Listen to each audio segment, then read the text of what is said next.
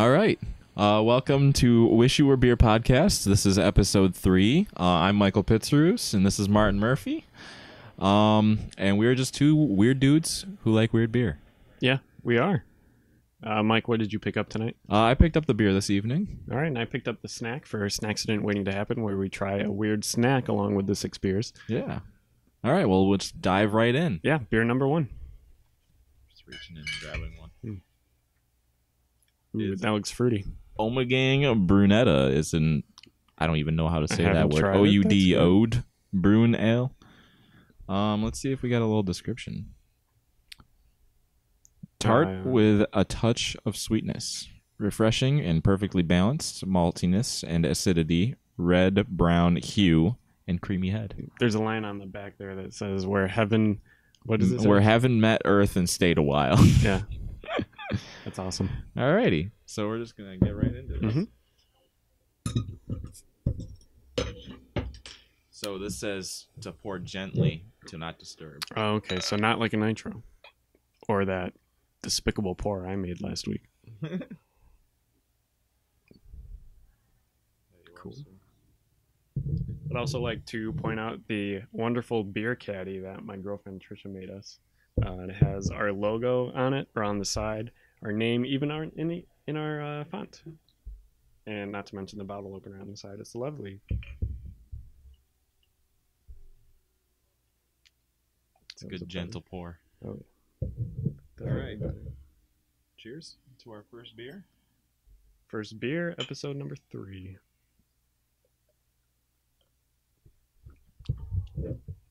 I like it. Yeah, that is very nice. I like it very much. It's got 5%. Mm-hmm. So we're going to just use this to Awesome. put that bad boy in there. It's the first beer to ever go in there. I like this a lot.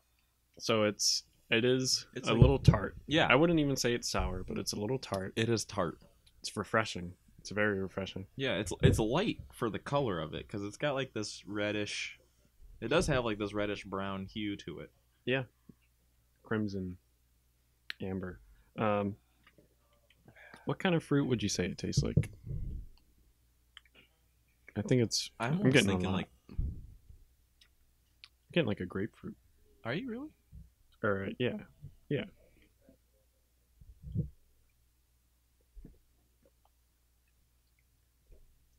There's a pleasant, like tart finish on my palate right now. Yeah, is it? It is kind of grapefruit. Yeah. I was trying to put my finger on what fruit Let's see that again. was. Is it on here? I imagine it's on here. I didn't. Well, there's a whole paragraph on the Sweet back that brown I didn't ale. read. That is nice though. No, it does not give any certain fruit. Just says it's a sort of tart ale. Yeah. All right. Well, we're gonna start right Okay. off with your topic there, Martin. Okay. Let's get in here. I Uh-oh. wanted to talk about why you think craft beers have sort of exploded over the last decade. Because my father always says craft beers were not a thing 10 years ago. 10 years ago, he'd come home with a case of Budweiser, and that would be all he drank. And then my sister turned 21 and said, you know, Dad, there's some like crazy beers out there that you should try. And my dad ended up enjoying them, and now he drinks craft beer like crazy. But when he said that craft beers were not a thing 10, 20 years ago, it got me thinking, like, why, like, why are they such a huge thing now? So I want to see what you think. Well, I don't know. I'm not super inquisitive about this kind of stuff, but I'm Okay. like, it's always on my mind of like maybe like the process getting more out there of like how to make beer. So a lot of these smaller companies are allowed to. Okay, so like accessibility, Right. to Yeah. making the Yeah. beer? I could see that. Yeah. Okay. Do you think that people are like maybe using it as sort of their creative outlet? Like you make music, Yeah. and I'm a photographer. Those are our creative outlets. I'm sure Definitely. someone makes beer for their creative outlet. Right. Right. And I definitely think that because people do the same thing with wine and stuff like that. Like, you Yeah. know, people make their own wine in their dorm room or something like that, Mhm. but or in their apartment. Yeah, the Um, bathtub gin. yeah. It's always been a thing in college dorms. But like, yeah, as to like the craft beer thing, like I definitely think that like I guess also kind of with the internet picking up more and more. Oh yeah, the knowledge is out there. It's And accessibility. yeah, and people saying like, I've done this and this works really well, and like I've used this fruit or something for like a fruity type beer. Yep. Just I think the knowledge getting out there more as to how to make it really plays into that. Well, I think it is very good. I'm glad people are making some weird beers. Like I let's maybe pivot to this.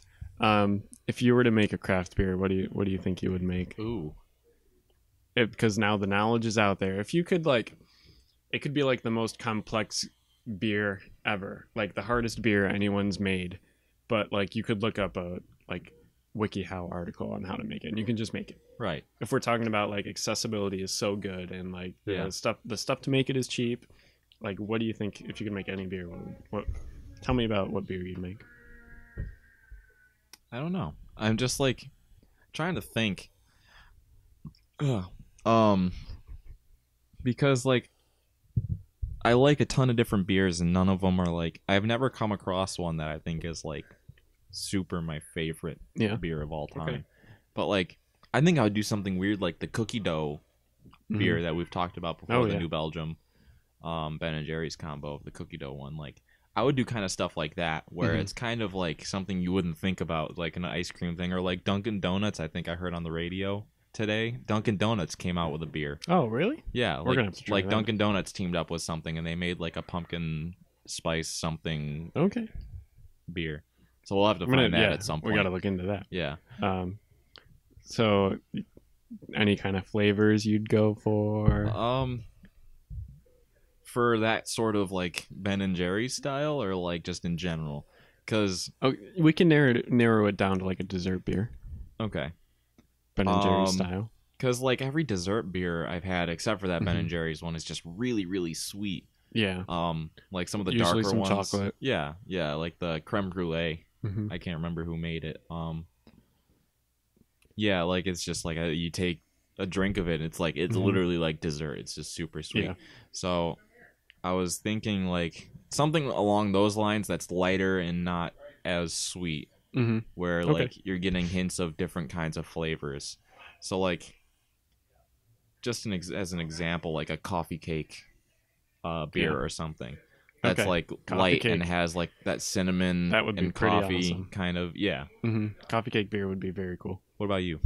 I think thinking about this, one of my favorite beers is the Mikkeller Mexus Ranger, just simply because of how complex it is. It has so many different ingredients that you on like black beans and avocado and cocoa and peppers. It's weird. Who would ever think those go together? That sounds like a burrito. It doesn't sound like a beer, but they go together so well. And so I think I would try to just take like some weird ingredients. It doesn't have to be like a dessert beer or anything. Like it's so hard to narrow down because you and I have tried so many weird beers. Think of like 3 ingredients. 3 ingredients, okay. That I'd like to make a beer with. What if we could make a beer that had sort of like a smoky, meaty taste? Like that would be like weird. A bacon. But not like bacon is like the bacon soda they make that's kind of gross. Yeah. I mean like a smoky undertone of like meat. Yeah. Like if you're drinking like a maple beer or something. Oh yeah, and then with like a bacon undertone. And like you finish it and you're like, is that bacon? I think that's bacon. Yeah. That would be awesome. That would be really cool. Yeah. Or like there's like those breakfast stouts out there, but most of those are like exclusively oatmeal. Yeah, they usually do oatmeal and coffee. What if there was a breakfast stout that was like sausage and bacon and maple pancakes? That would be so weird. But we've tried weirder stuff. Yeah, like again, I think a maple bacon beer. That would be very interesting. I would do that. There's got to be one out there. We can check later. I mean, like we'll figure it out, but yeah, I'm sure there's one out there. Okay, so craft beers, did we decide that accessibility is the reason they are much bigger? Yeah, I think like accessibility of like how to make it. Like, and probably the equipment too. Right. You think? Right. It's not just like a company's game anymore. Right. Like investment's probably a lot lower. Mm-hmm. You don't need like a giant factory to make Right. a lot of beer. Now you can do it. There's like these little kits that you can buy, and people are giving to each other as like gifts. It's probably like $100 for a kit. Gives you the yeast and the thing that you let it ferment in and all that stuff. Yeah, I know that it's a good hobby to have because you do sink some time into it and a lot of just trying to monitor what's going on and making sure all the temperatures are correct and everything else like that. Yeah, and again, like you said, you can go to Home Depot and find everything you need to make beer at home. We have a store near us on Erie Boulevard that it's like a hydroponic shop, and so they sell things to water your plants and stuff like that, but they also sell beer making supplies because it's a similar thing. Right. Yeah. All right, well, I actually have something to preface this. Okay. After we finish this beer and go on to the next one. Okay, sweet. Welcome back to the Wish You Were Beer podcast. We're going to get into our second beer here and then finish up my topic. Grabbing a can. All right, Mike, what do we have? That's a cool design. Lavadura. Stillwater Arsenal. Brewed with salt, agave, and lime. Ooh, salty. This. I don't know if you. No, I haven't. No. That doesn't look familiar to me. Salt, but agave, and lime. So salt and lime sounds awesome to me. Where are you from?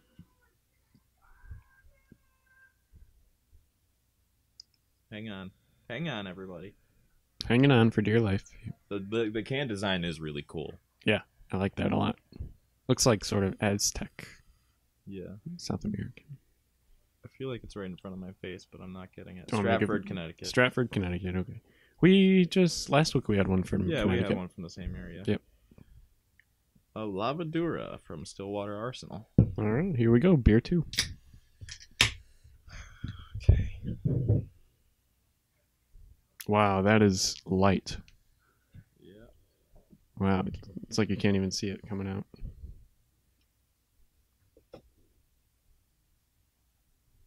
Ooh, it's got a weird smell to it. Salty beers always do. They smell like do. the ocean. Yeah, they do. This one in particular smells kind of like the ocean. Oh my god, I got so much more than you. Yeah, I'm not too sure where the halfway point on the cans are, the big cans. Lavadura. Yeah. All right. Ready? Alrighty. Beer number 2. Oh my god, it is stinky. It actually smells like a fart. It's good. Yeah, it is good. It tastes nothing like what it smells like. You get salt water. The agave is very, very subtle. Ooh, and it's sweet. Yeah. 10 seconds later. And there's the lime, just it's wonderful. It is good. I like this very much. Just try not to breathe in too much when you're drinking. Yeah, do that thing. That's fantastic. I'm very happy good with that. Lavadura. And from the name and the can, I wouldn't think this is what you were getting. No? No, I was thinking more of a chocolatey coffee thing. Oh, really? Lavadura? Or maybe even spicy. Yeah. Because of the lava part, I think it would be maybe a... Well, it's Levadura. Okay. Leva. I'm sorry. Come on. All right, so we were talking about the craft beers and how they're more accessible and everything like that. But I wanted to talk about how sometimes the younger audiences are starting to get into it, the 21-year-olds you and going diving into the craft beer kind of scene where I don't know, our favorite bar Now and Later, whenever we go in, I always feel like we're the youngest people there. Yeah, I think when we started going, which was a year and a half, when you turned 21, that's the first bar I took you to, and then that's the only bar we go to. First and last bar we go to, basically. Yeah. And then, it was all 30-somethings. Yeah. But, lately... You do see in the past, 6 months, I've been seeing, kids I went to high school. I wonder if this is picking it up. It might. I don't know. If the mics aren't picking this up right now, Mike's dryer in the other room is playing a song for us.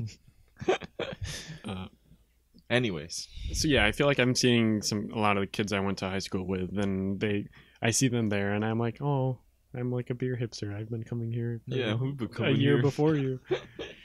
But yeah, I mean, like, but still, sometimes like we walk in there and like general concept is that like we're still pretty young in typically that like bar. like there's late no, 20s, early 30s. I guess also like. what I'm saying is that it's not like a college kid thing, too. Right. Like you don't see a bunch of college kids going out and buying like a case of Ommegang. Yeah, and what's funny is 2 blocks down the road there is like the biggest college bar in Syracuse, Right. which is Coleman's. Yeah. And I went there on my 21st birthday, and I could not move, and I was getting beer spilled on me by obnoxious college kids. Mhm. It was terrible. It was terrible. And Right. then I said, I'm never gonna go there again after that experience, and I haven't. And of course, I found Now and Later 2 blocks up the road, Mm-hmm. and it's our favorite place. It's chill.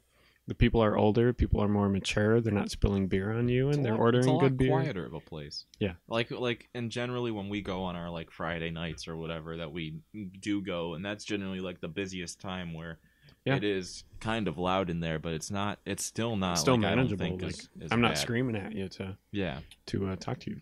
right. And we're like right next to each other. The other part I wanted to bring up was the beer that you're finding at bars.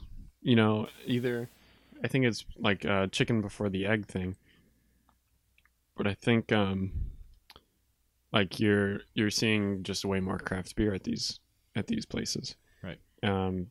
Of course, it's probably the distributor selling this craft beer to them, but they probably wouldn't be as willing to carry them if people didn't want them. So I think it's a mix of all these things: accessibility, the bars carrying these beers now, the younger generation sort of trying new stuff and wanting to try new stuff. I feel like old people definitely are kind of set in their ways, and they order the same Budweiser every single time. That's what they grew up on. They didn't Right. really have choice when they were younger, probably. Well, especially we were just talking about how the craft beer thing is relatively recent. Yeah, in So- the last couple decades. Yeah. All right. And I was gonna say something. Okay. I can't remember what it is. I think it's yeah, I don't know. I've had like 2 Bud Lights or Budweisers in my life, and it's Oh, yeah. just I I don't think, know, it's just not as well- entertaining to me, at least. Whereas like with this kind of stuff, I'm like, that's really cool, and Yeah. I'm enjoying it. You're right. Yeah, there's like an entertainment factor. Right. When I go to SU basketball games, first of all, the beer is like atrociously priced, Mm-hmm. so you kind of have to get the worst thing, or else you're getting gouged. Right. And so I get a Budweiser, and I'm reminded every time that like, oh, this is like water. And that's like the only place I get a Budweiser. I think I had a Heineken at one of my cousin's graduation parties, Mm-hmm. and like that's all I can remember. I've stayed so far away from those beers. Yeah. Yeah.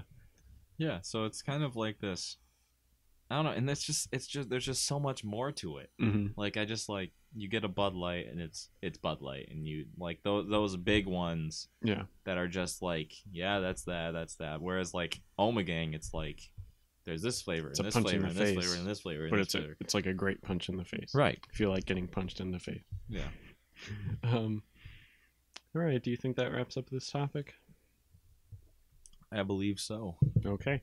We're going to finish up these beers and come back at you with beer number 3.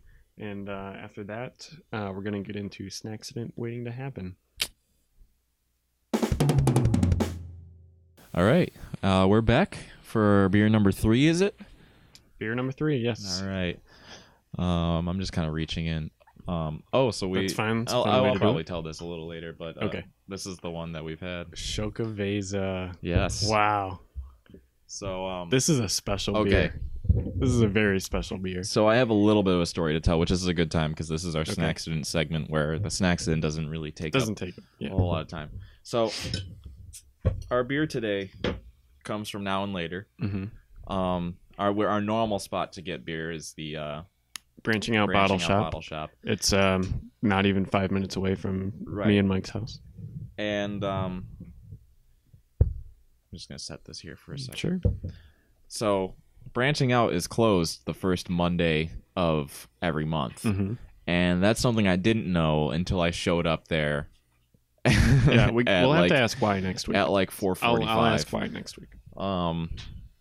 So I get there and like I'm like, the doors are closed, and like I look at the hours, I'm like, it says they're open. So I walk up and I pull on the door is closed, and I was like, what is going on? And I look down at the bottom, it says not open on the first Monday of every month. So I was like, huh. Well, I gotta find beer. Yeah. So I run to Now and Later, and person behind the desk is the lady who like co-owns the place with her husband. I wish I knew her name, otherwise I would plug her. But I go up and I just say, stop. So I go up and I just say, grab me 6 beers, and she was like, any like she knows that. parameters? She's done that before. Yeah, we told her to do that. And I was like, we don't typically like IPAs, but it wouldn't be the end of the world if you snuck an IPA in there. So I have no idea if she did or not, because I didn't even look at any of the beers. Okay, she handed it to me in a Bud Light 6-pack holder. Oh, that's awesome. So I couldn't see any of the outsides, and I just chose not to actually look at it. I tossed it right in the fridge and then took that out and put them right in the bag for the recording. Anyways, she was pulling some out, and she was like, "You want me to grab stuff that like maybe you wouldn't have had before?" I was like, "Sure." She grabs the cucumber one, and I go, "I've had that." She pulls out another one, and I'm like, "We've had that before too." Yeah, that's kind of a tough task there. It's like, especially when we go to Now and Later, where we've been so many times, where just to find one that. But she pulled this one out after that, and I said, "We've had that, but go ahead and keep that." I haven't had it in a long time. I haven't had it since last year, and also I love it. So Zokaveza is a rotating beer from Stone, and it's really good. And it's something we've had before, but I really wanted to keep it in this. This is the first sort of Mexican, like coffee sort of Mexican style Mexican beer hot I've had chocolate. before. Yep. So Zokaveza is an imperial stout inspired by Mexican hot chocolate. It's a stout brewed with cocoa, coffee, peppers, vanilla, cinnamon, and nutmeg. It's fantastic. It's from Stone, which is it's in a couple of different places. Yeah, they're pretty big at this point. Escondido, I believe that's California, and Richmond, Virginia. Cool. Yes, and it's 8.1%. So we've had this before. And it's really good. It's fantastic. I'm really excited. About you it. told me we were going to have a beer that we've had before tonight, and I was a bit shocked at that. But now knowing it's Zokaveza, I didn't know I wanted this beer tonight. But now you do. Now I do. It's really good. It's dark. It's an imperial stout, so it's amazing. Yeah. I grabbed way more than you did. I'm sorry. No worries. All right. Beer this number will be 4. perfect for the accident. Beer number 3. It's just my favorite. God. Yeah. Still dark. Still. I forgot. It's like deep. I forgot how good this was. I know I said earlier that I don't have a favorite beer. And once I took a drink of this, I was like, this is my favorite. This is my favorite. Well, I don't know now. Now there's so much going on. You can get like, I'm getting like the nutmeg at the end, and there's like right off the bat you get the chocolate and the coffee and the peppers and. But you know what I'm thinking? I think I still like Mexis Ranger better. Yeah. Yeah, because something the Mexis Ranger has over this is the Mexis Ranger is creamy. Right. So it's everything like this, and it's different ingredients, of course. But then there's like, it's just creamy, and it goes down very smooth. And I think if this was a little more creamy, it would put it above it. But taste-wise, though, it's fantastic. It's amazing. Don't let that deter you. Of course, it's just really good. My 2 favorite these are definitely my 2 favorite Mexican beers, but I think I still got to give it to the Mexis Ranger. I've had the Mexis Ranger, but I believe I only tried some of yours. I never had my own. Yeah, maybe you should get it next time. Yeah, I will have to. So anyways, we're gonna hop into our snacksident waiting to happen. Yes, we call it that because one of these times we're gonna get a bad snack. Yeah, it's not gonna be good. So we're just kind of waiting for it to happen. Right. Tonight we have jalapeno carne seca beef jerky by Jack Link's. So let's give this a shot. I'm always a fan of beef jerky. Oh, me too. Sometimes these jalapeno ones that you get, like the spicier beef jerkies, are like really spicy. I didn't even open it yet. Give that a whiff. It's still Ziplocked. Oh, yeah, like immediate jalapeno. Yeah. Making my mouth water. Oh, yeah. So depending on how spicy this is gonna be, Here's a big fat piece. big old hunk of jerky. Mm-hmm. Thank you.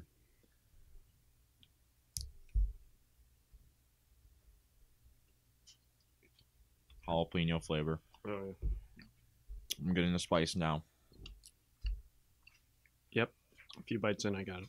That's really good. It is, and it's not overpoweringly spicy. I think I gotta keep it in the front of the mouth while I chew it, and then throw it down. That's really awesome. It is very good. I'm happy with this. They make like the sweet and spicy, like the sweet heat. Yep. Jack Links, which I like, but I think it's too hot. Can't say I've tried those. Would you like another? This is really good. Put it there for you. Oh, try not to have that destroying our microphone levels. Like last time when I was opening the caramels, I was like way over here, and it was still like.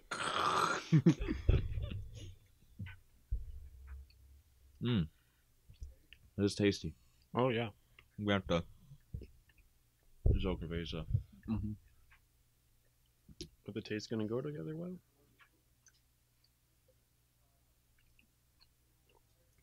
Yep. Yeah. Oh yeah. Ooh. You know the Just smelling the Zokaveza with that in my mouth. doesn't it go well? The spice from the beef jerky goes with the very Mexican Zokaveza very It's well. very good. Oh yeah. That's wonderful.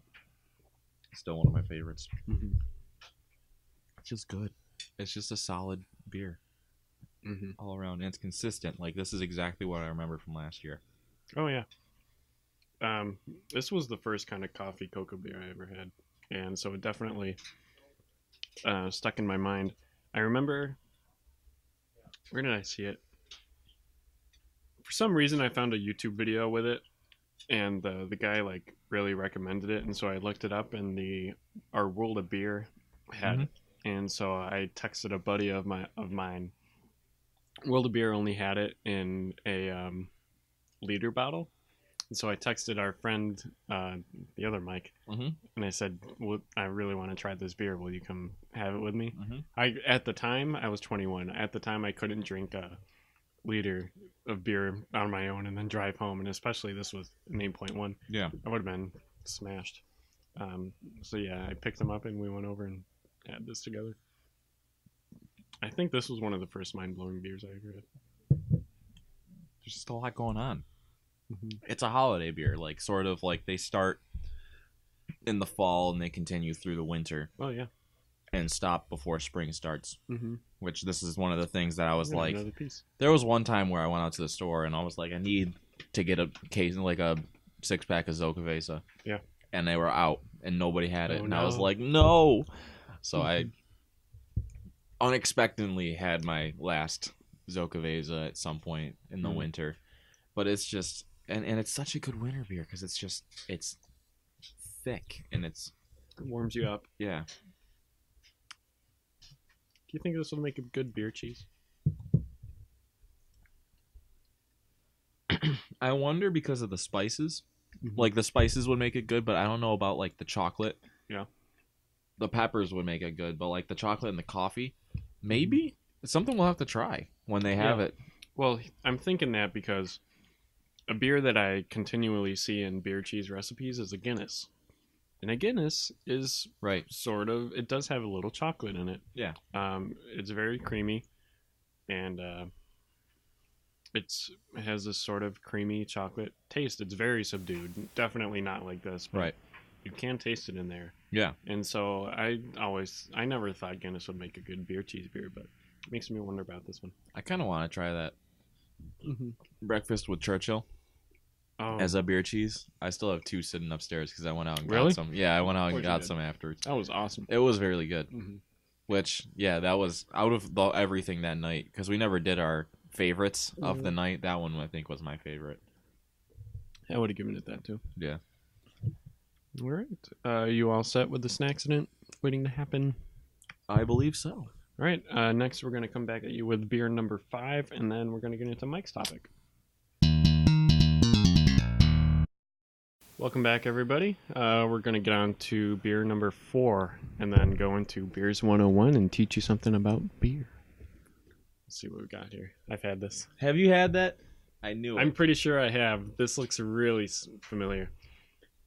Sir Simcoe, seducingly subtle, savory pale ale brewed for everyone with a cling for sour beers. Yeah, I'm pretty sure I've had this. This looks extremely familiar, and it's by Tool. I think I'll probably remember it once we taste it. I've never had it before, so Okay. I mean, again, that's just part of. Sour Session Pale Ale. Yeah, I think I've had this. Not really a description on here, so I think we'll just get right into it. What's the ABV and where are they from? Yeah.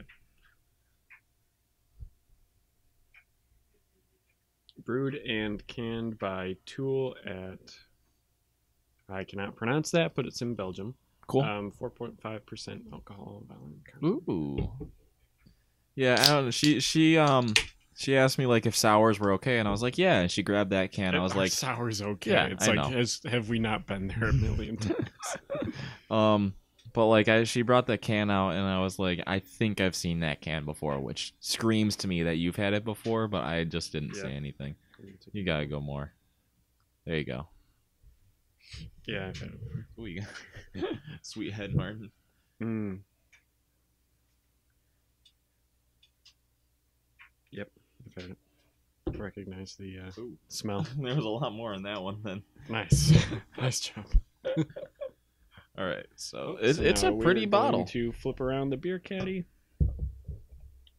Yep, just keep that there for now. Bottle. It's a pretty can. All right. All right. Beer number 4.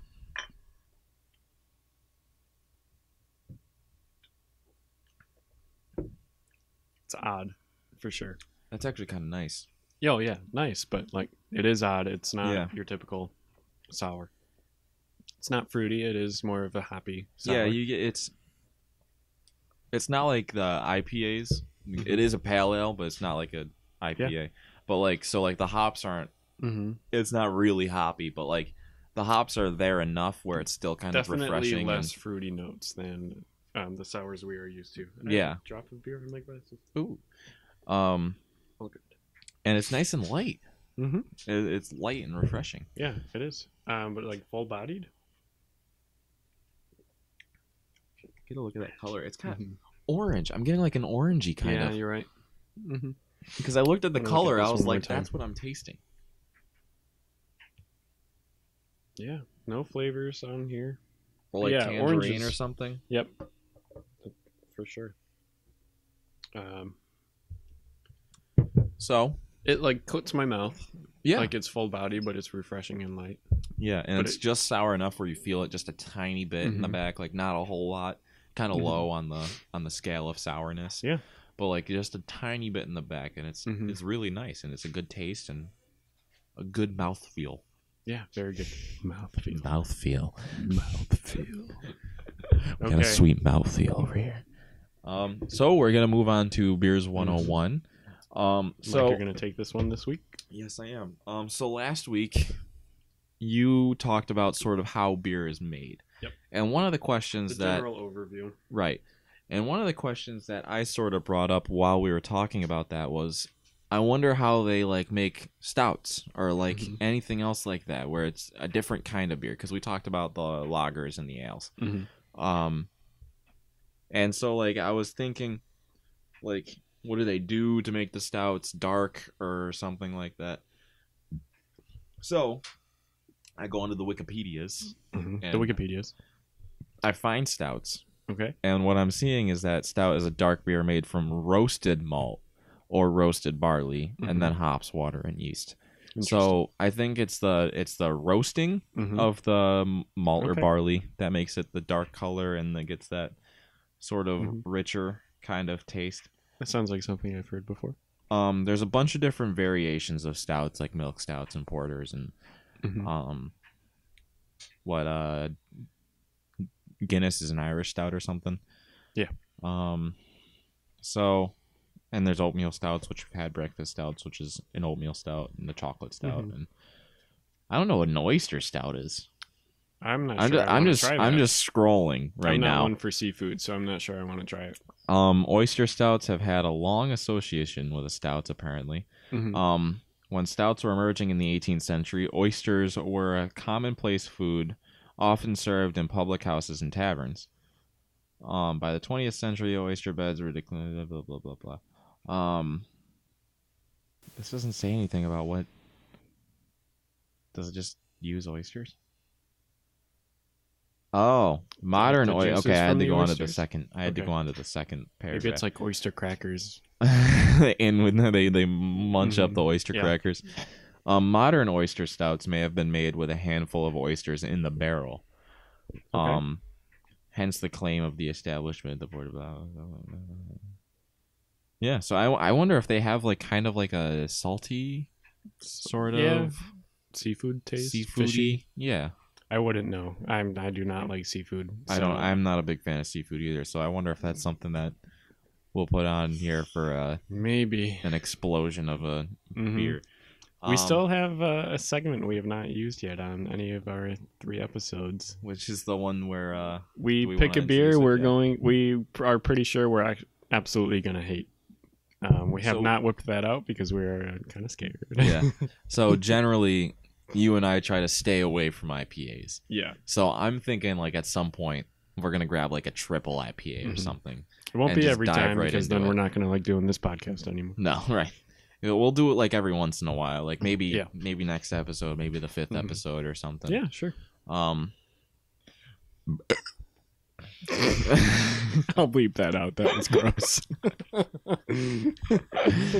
So anyways, there's like the milk stouts have lactose, and which is a sugar derived from milk, in case you didn't know. It cannot be fermented in beer yeast. Oh, since it cannot be fermented, it adds sweetness to the beer. So milk stout is sweeter beer, like that Left Hand milk stout. Yeah. That's just probably why I like it a lot. Is because it's a sweeter beer. Sweet. It's not so I want to say bitter from like chocolate, like dark chocolate. Yeah. And then there's the Irish stouts, which is with milk or sweet, blah blah blah blah blah. Just trying to find out what makes it what. All right. Okay. I think it's the roasted malt. Right, but just the Irish stout. Oh, okay. In general, it's made in Ireland. Probably it's probably the same thing, but just made in Ireland.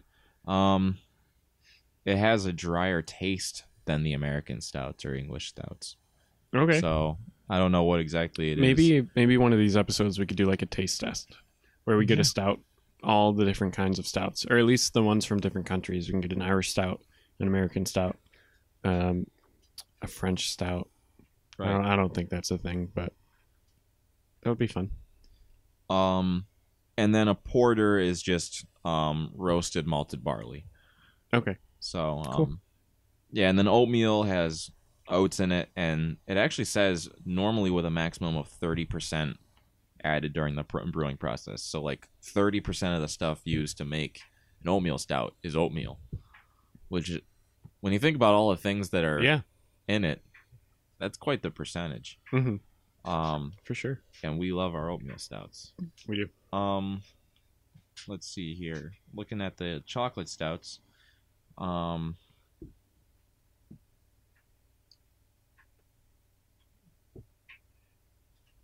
uses like a chocolate malt, and it's been roasted or kilned until it acquires the chocolate color.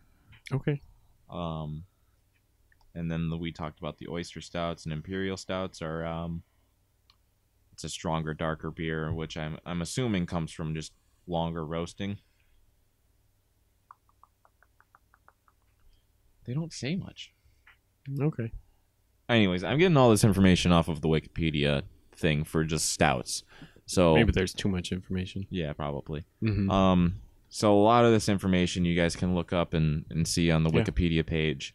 Not really seeing anything there, but then there's also the Baltic Porter, which is made sort of like a porter, but it's It's like kind of mixing an imperial and a porter. Okay, cool.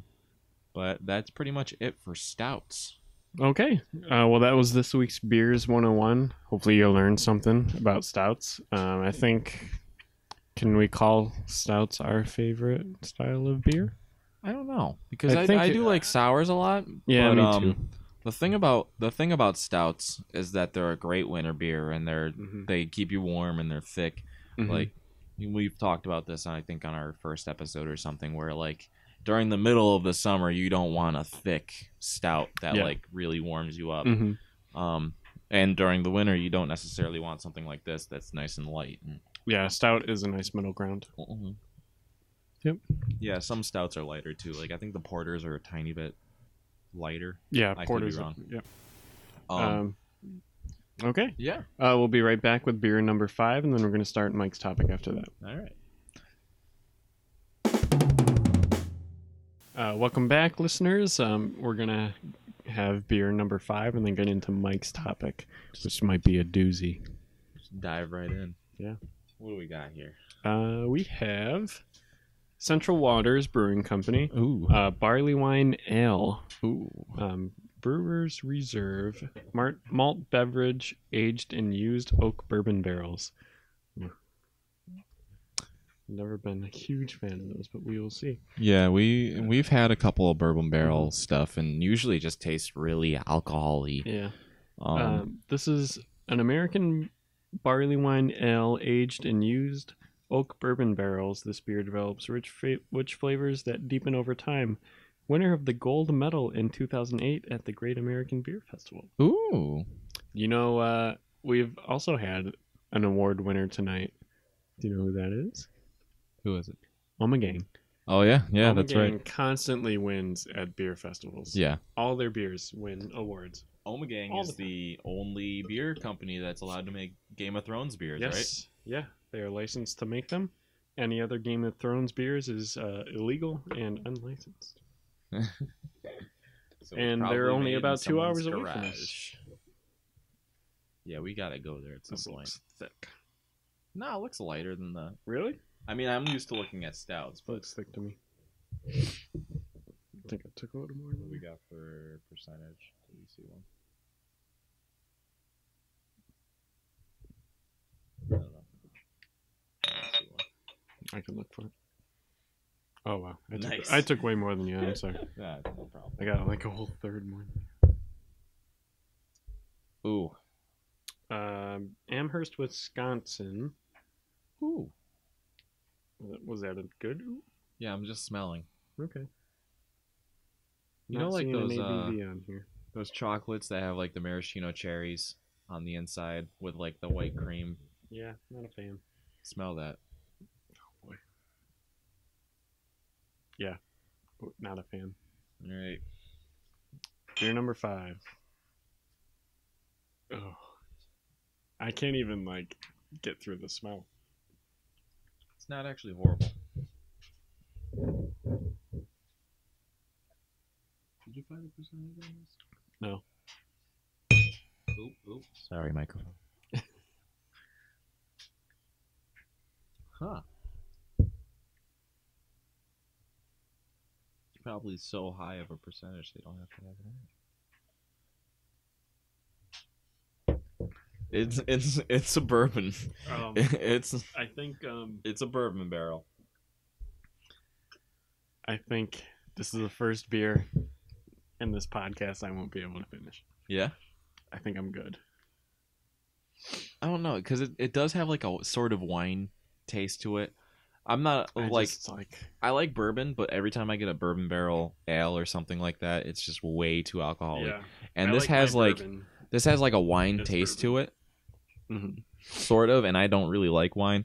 Honestly, like if you like wine, like a sort of red wine ish, as well as like the bourbon alcohol-y sort of thing, I feel like this wouldn't be bad for you, but Yeah, I don't know. It's definitely not my favorite, but again, it's a bourbon barrel, so I mean, it's something that you and I both super aren't. I can't finish it. We're not the best of friends with bourbon I'm barrels. not a fan. This sort of tastes like when you've been playing with rubber bands and then you go to eat food and then the food tastes like rubber bands. I don't know that feeling very well. It's happened too often. To me. Oh yeah.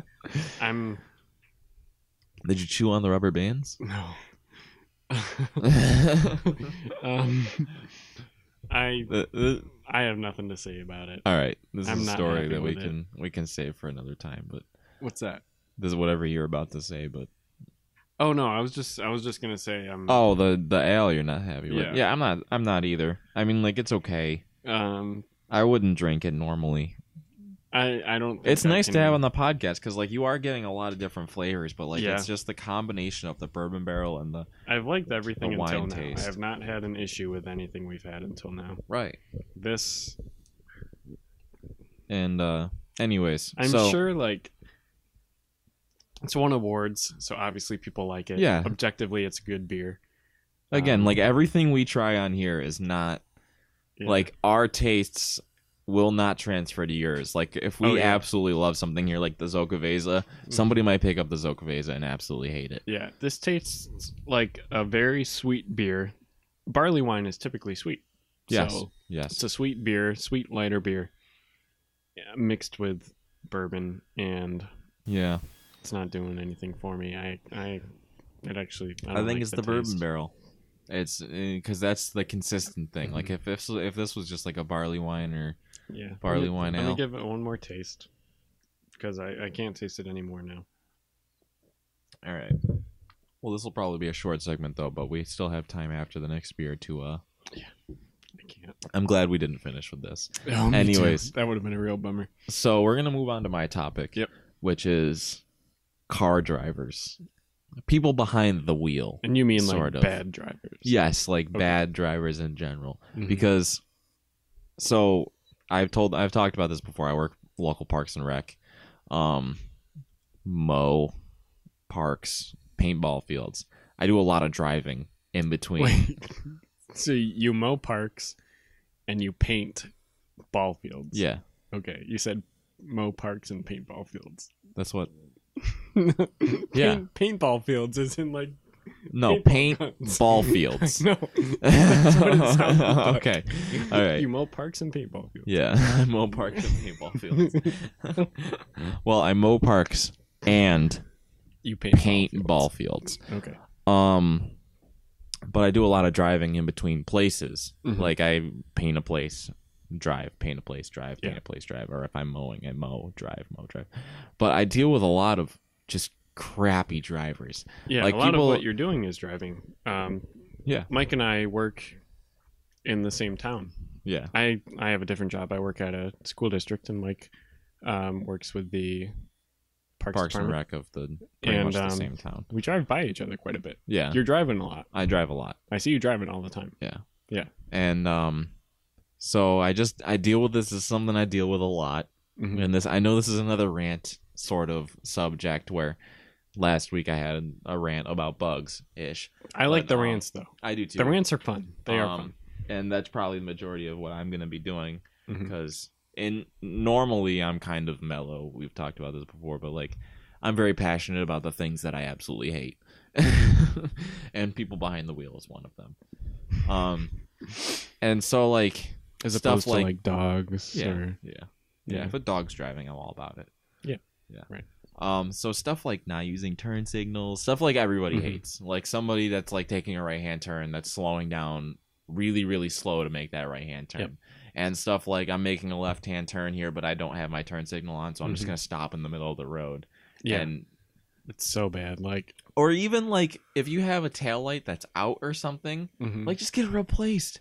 Yeah. Taillights are so cheap and easy to replace Excuse me. compared to like all the other things going wrong with your vehicle. Oh yeah. Like like because you got a relatively old car, and I say relatively because Oh yeah, I've there's always older had cars that on the stuff. road. That stuff has Yeah. been fixed within a day or two that I've Right. discovered it. So it's like, I'm going to turn right and I'm using my blinker and it's blinking fast. Either my front or back's out. The next time I stop, I'm checking that to see which one's out, and then I'm going out and getting that bulb.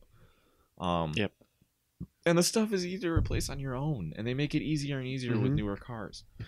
My girlfriend she doesn't know much about cars, but she replaces her own headlights. You can find a guide on that very easily for any model car. Yeah, you literally just Google it.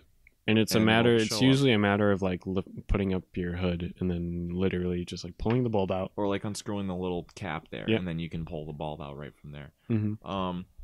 Either way, like, I don't know. It's just like people bother me on the road, and I know that that's sort of like a road rage sort of mentality of people that are like, they just get angry when they drive, and I just get, I don't think I get angry, but I just get annoyed. Oh yeah, I get annoyed real easily. It's an easy thing to be annoyed with because you feel like you're a great driver, and you are.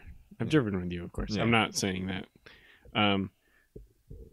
Like you're doing a good job. Yeah. You know, and then Yeah. you see someone not doing a good job and you're like, how are you not doing a good job? Driving is such an easy thing. Yeah. Like who taught you to drive where using your turn signal is not ingrained in Right. your brain, Right. in your thought process? You're like, okay. You literally flip it the Yeah. way you turn the wheel. Yeah. It's not Like- hard. It's really not. And I feel like I was sort of ignorant to people not using their turn signal. And then I I hate met my girlfriend, and now I see it all the time. Yeah. Like I feel like I did not see it a year ago. We've been dating for a year. Well, you're driving a lot now. Because, Yeah. like, she's in Ithaca and That's you're true. here, and Yep. you're driving back and forth. So you see a lot of stuff. Like, Mhm. what is it, 81 the whole way or something? That's one way. Okay. Yeah, that's not the way I go. But, like, in dealing with that sort of highway traffic, like, Hannah, my girlfriend's out in Buffalo now, and I've been driving 90. And that's the only way to get there. Like, that's the Yeah. only good way to get there is just to Throughway, hop yeah. on 90 and just go. Now I feel like I'm looking for it though. Whereas before That's I true. wasn't really looking for it. If a Right. person turned, I wasn't paying attention to their turn signal. But now, like, if somebody's a person turning- shows any sign that they're going to turn left or right, I like You dart look at their signal. my eyes dart to their turn signal. What I always thought was taught was that the moment you start putting your brakes on to turn is when you should put the turn signal on. Yeah. Like it's a good general rule. It's that you right when you put the brakes on, people know why you're putting the brakes on. Oh, they're yeah. turning right, so they're putting the brakes on to turn right. But like, okay, so here's something that I deal with is the fact that at work I drive a 1996 Chevy with a trailer on the back. I was 3 years old when that was made. You yeah. were 1 year old. I was 1 year old. But with a trailer on the back that's a heavy trailer. Yeah. Like that truck is old enough to drink. And like and I mean like it's going through fluids, but not necessarily poorly because our mechanic for the town is awesome and he takes really, really good care of all of his equipment and he makes sure that we all take really good care of the equipment. But anyways, I digress.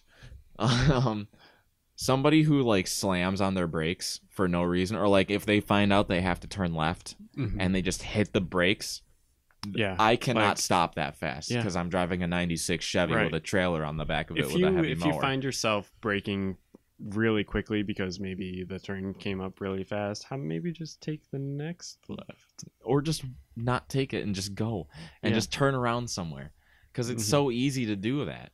Like you don't even have to pull into somebody's driveway to turn around. Like Yeah. the only places that it's hard to turn around Mhm. is on the highway or Yeah. on a throughway or something like that. Mhm. But like anywhere, like there's a loop somewhere you can make. Just make that loop. Don't Yeah. slam on your brakes because somebody behind you could be driving an old truck, And they're gonna plow right into and you. and they're gonna destroy you.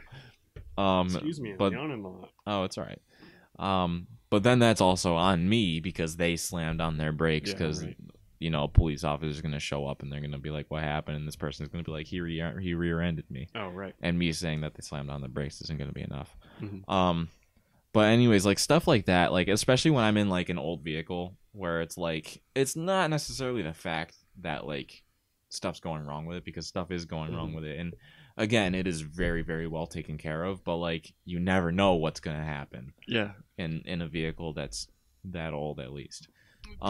The thing that infuriates me that you mentioned is when people take really slow turns, Yes. because they will use their turn signal, they'll brake early, Mm-hmm. and when they brake early, you start braking, and you sort of estimate how much you need to brake, Yeah. and you sort of predict, okay, they're going to make that turn, so I need to slow down this much, and, Right. and I'll pass them.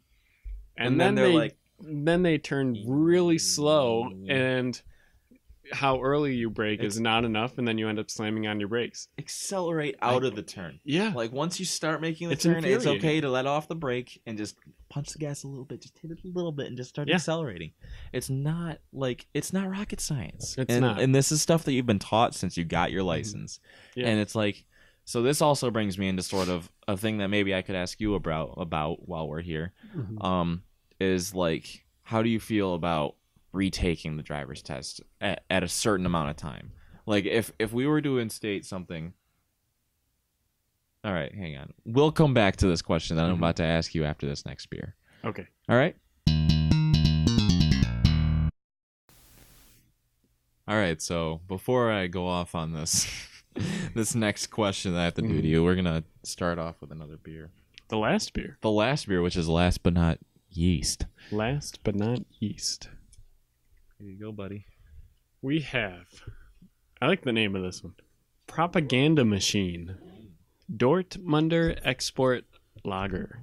Pale golden lager, a classic clean character with notes of biscuity malts, dry and refreshing. Crafted with New York State ingredients in the Bronx. Ooh, Very interesting. that's I don't- nice. I feel like I've never had a beer from the Bronx. 5.3 percent alcohol content. And like I said, it's from the Bronx, New York. Yeah. Gun Hill Brewing Company. Ooh. Never heard of them. I feel like this is a nice kind of like generic beer to end on. Yeah, it is. I think this is going to be sort of middle of the road. Like it's just gonna be a lager and that's it. And Yeah.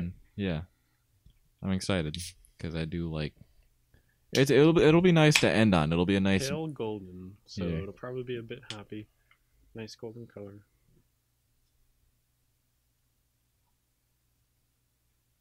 Oh yeah, that is a nice golden color. You can go more. Fill it up to like a little more above the lines there. That's about. Give it a sniff. Yeah. Smells like, Here, take the rest of that. it smells like if Budweiser made a beer that was just a little more intense. Yeah, Like, it's very it's just a lager. middle of the road. It's just a All lager. right, beer number Cheers. 6. Last but not least, ending with this one. Yeah, I'm happy with that. Yeah, Like, it is. It's just a nice generic beer. Yeah. That's just yeah. All right. Well, we didn't get an IPA. We were wondering if this last beer was going to be the IPA, but nope, not Yeah. this week. Awesome. All right. Okay. This is nice. I'm very happy with that. Not much to say about it. It's just your typical lager. Propaganda Machine. This is one that I think, like, if I had, like, an uncle who his entire life had only drinking Budweiser or You could give Blue this. Light, You could I give this. feel to like him. I would start him off on this. Yeah. To, like, for, like, craft beer. Because this is just kind of seems like a step up from those. Look at that nice golden. Very good. Yeah, the color is awesome.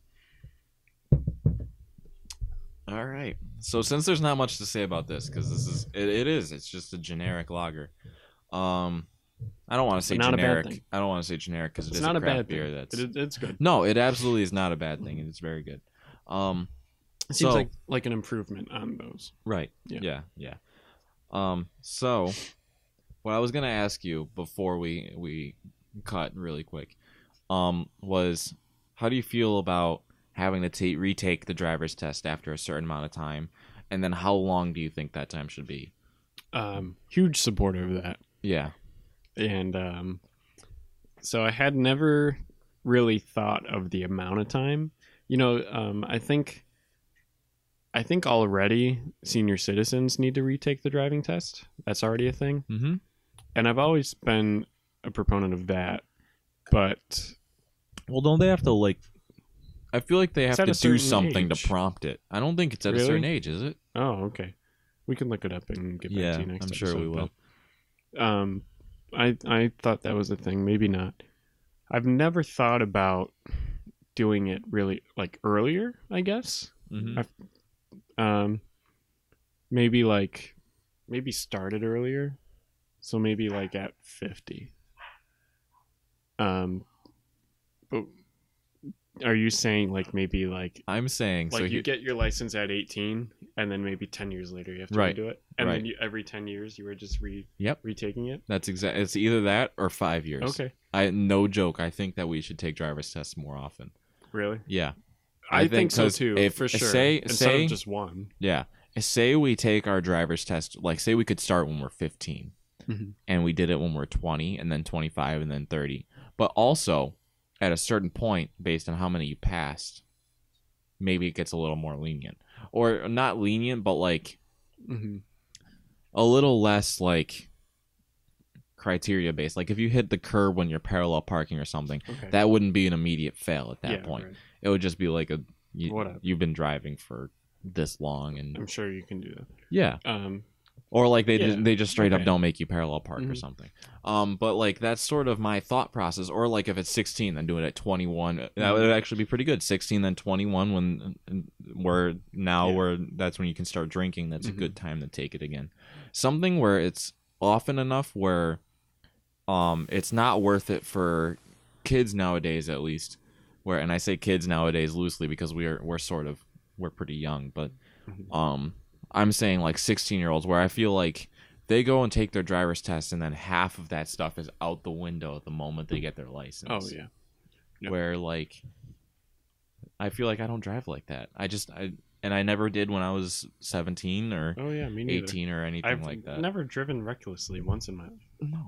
Like I have no reason to. There's no reason for anybody to. I've driven Unless you're fast training for, every like, once in a NASCAR. while. Like sometimes I would drive fast, but not like, wow, like I'm waving Oh, yeah. in between where I see like a lot of young kids like Mhm. just on the highway, and I'm driving, and I see like this kid driving like a car, and then they like beeping in front of me, and then go off to the right past that guy, go off, and then like just weaving in and out of traffic. It's like Oh yeah, why are you doing it's that? stupid. And it's There's like no reason to. Mythbusters even proved that wrong. right. Where they did an episode where one of them stayed in one lane the entire route somewhere, and then the other person switched lanes as often as they could. Mm-hmm. And the person who stayed in one lane got to the place like a minute later. It's not worth it. It's not Yeah. worth it. Yeah, you'll get ahead, but like also like on like normal roads and stuff like that, you're gonna get caught at the same red light. Yeah, exactly. Like, and if you're doing that to like make up that extra couple of minutes from getting at a red light, It's not you worth it. you need to rearrange your life. Mhm. Like you need to like fix something. Yeah. And just start moving earlier. Like, because if you're in that much of a rush where you or that single red light, if you catch that red light, it's Mhm. you're gonna be late for class or something like that, or late for school. It's like Mhm. you need to rearrange something with your life. Like something's got to happen. Yeah, I think there was one time where I saw, this was years ago, but I saw one of the Fast and Furious movies in the theater with my friend, Mm-hmm. and when I got out, I sort of like sped home, thinking I was like kind of hopped up on adrenaline. Yeah. But I say sped home, but it wasn't even speeding home. I was like going 5 miles per hour over the speed limit. It was Which is nothing. like a normal sort Yeah, of yeah, thing, very like because a normal. lot of people drive 5 over. Like, yeah. So yeah. like, I don't know. It doesn't seem important to me whatsoever. And it's not to me either. Mhm. And like I sort of had that realization when I was like early college, where it was like I was kind of rushing to places, and Mhm. I was like, you know what, like I'm doing something wrong. Leave Like 5 it's, minutes earlier. yeah, like just get Mhm. up and go earlier. Right. And yeah, that it was sort of that proponent where like it was just kind of like I needed to go somewhere. But Mhm. anyways, going back to the question of how often should we take driver's tests, or should we take them more than once? I say 10 years. You Every think 10 years? I definitely am a firm believer of saying we should take them 5 5 years. years? Every 5 years we Okay, should take them. so let me run But this by you. I do say that they should get a little more lenient. Like, say you pass the parallel parking part of it like 3 times, you no longer have to parallel park. And then it just gets easier and easier from there. Where, like, the basic rules of the road that a lot of people just throw out the window when they get their license are always going to be ingrained with you, because in 5 years down the road, you're going to have to take that test again. Okay. Now, what if it was every 10 years, but the first one was much harder? I feel like 5 years. I still don't think about that. I feel like that could mess some people up. So, like, I feel like with the first one being really hard, that still gives the opportunity of just tossing it all out the window and just like forgetting a lot of things right when you get your license, because I feel like that's what a lot of kids are doing now. And like, I'm not like, because kids did that when we were in high school and getting our licenses and stuff like that. So I'm not saying like this is a new thing really, but like it happens. Like when somebody gets their license, generally like they do stupid stuff, and I don't think it's necessarily stupid stuff, but like stuff like it's definitely stupid stuff. Well, yeah, but definitely like the weaving in and out of traffic and stuff like that stuff. Yeah, that's unacceptable. And like turn signals and stuff like that, or like every once in a while you see somebody turn into like the wrong lane, like when it's like a double left-hand turn. Left person's supposed to turn into the left lane, right person's supposed to turn into the right lane. You see somebody cut right into the right lane, not the left lane. That happens to me all the time around here, because we have a couple of those around here. Yep. I think 5 years is too often. I feel like that's enough where people who normally wouldn't care still would like break the law and stuff. Like with the yearly in New York State, the yearly inspections of your car. How many people cheat that? They have a mechanic buddy who puts the sticker on their car or something. Yeah. I feel like that would be similar with having to renew your license every 5 years. Well, I don't even know if it should be like a renewal. Okay. Like that's another thing that we'll talk about when we can, but like not necessarily a renewal, like if you don't pass this, you lose your license. Like I don't think it should be that. But, you know, like the point system of your license, like based on how many points you have on your license is like you get your license taken away at a certain amount of points and stuff like that. Where like maybe if you fail your second driver's test, you get 2 points on your license. Same as getting a speeding ticket for 10 miles over or something like that. Well, it would probably have to scale with the severity of how bad you fail. But I don't think you would fail very severely if you passed it the first time. Right. And you would be not worried about the points on your license. I don't know. I like every 10 years, but I also like starting it at 50 and then maybe doing it every 10 years. Yeah, I like that too. Like cuz that was my original. That was 50, my original 55, thought. 60. Yeah. My original thought was when you hit a certain age, maybe you should start doing it. But then I started thinking like you should just start doing it anyways, like a 10-year sort of thing. Like maybe 10 years would be good, but like I just feel like 10 years might be a little too much time where you could spend like a year just getting back to how you were. Yep. And then just like immediately after that, just out the window again. Or maybe you just have like some sort of a monitor or something. Right. Well, there are those. Like that's true. Progressive car insurance monitors. There's apps on your phone and stuff like that rates how you drive and everything like that. But anyways, so yeah, that's my topic. Okay. And I like it. I like the idea of testing people more often. Yeah. I think that I think it's something that we should consider. Yeah. Like people are crazy drivers. Right. And again, how licensed are and everything like that, it doesn't necessarily have to be like, it could be per state too. Like each state could have their own sort of. Okay. But anyways, we'll be right back with our closeout after we finish this beer.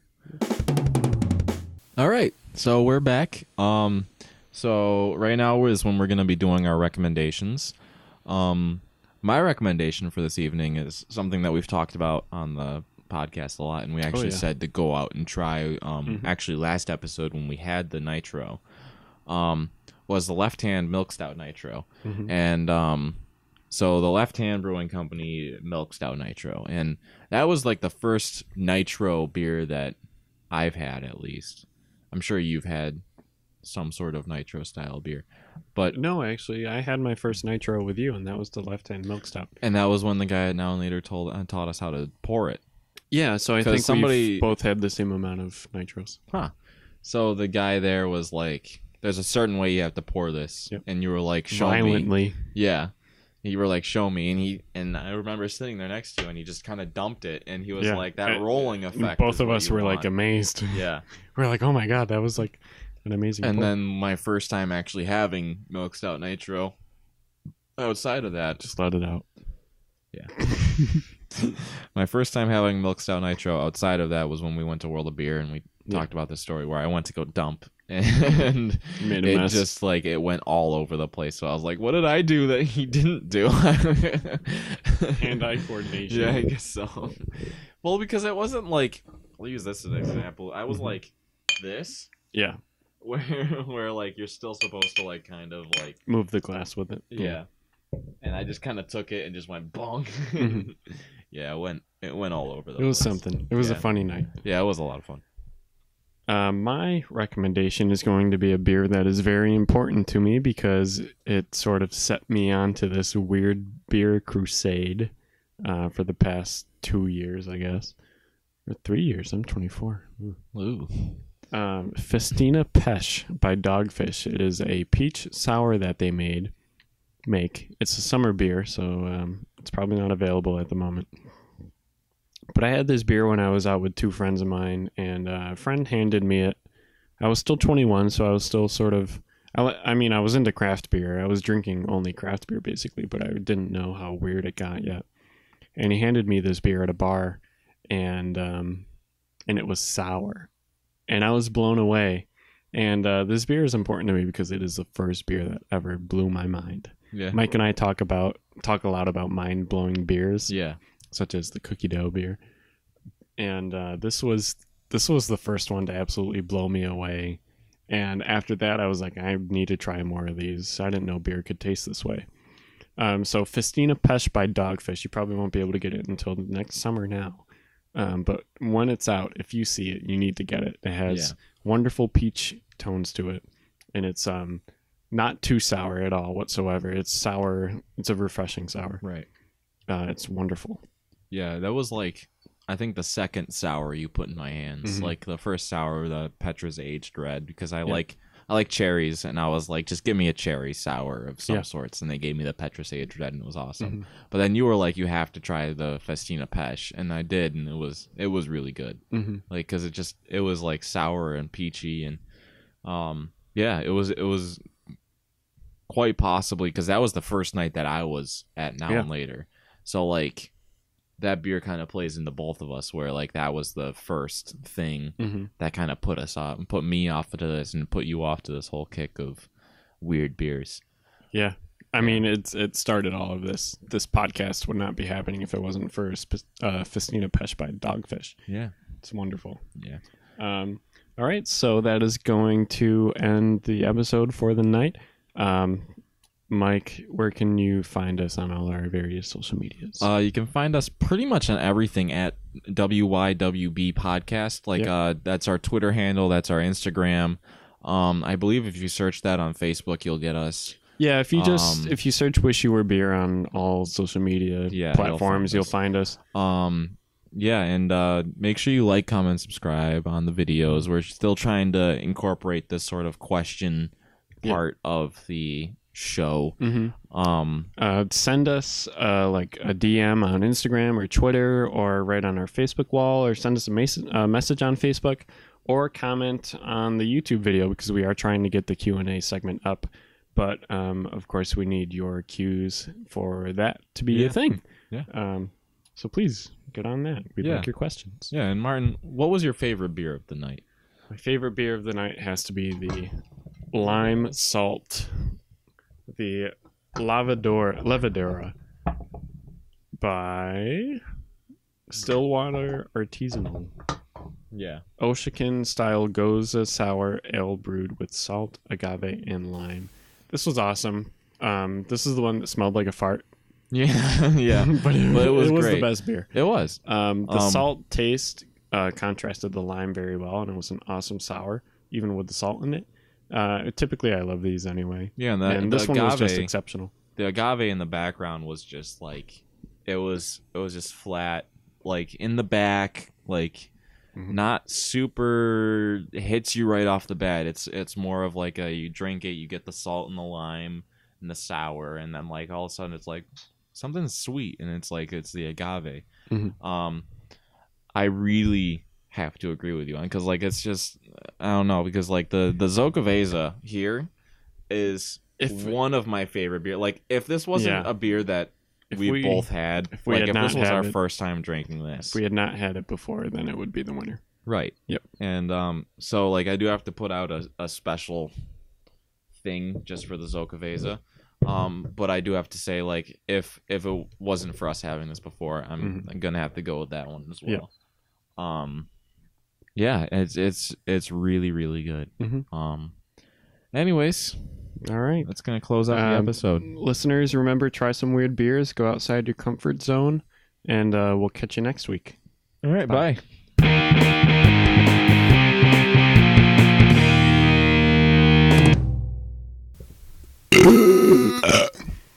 Oh my god, mine was wet.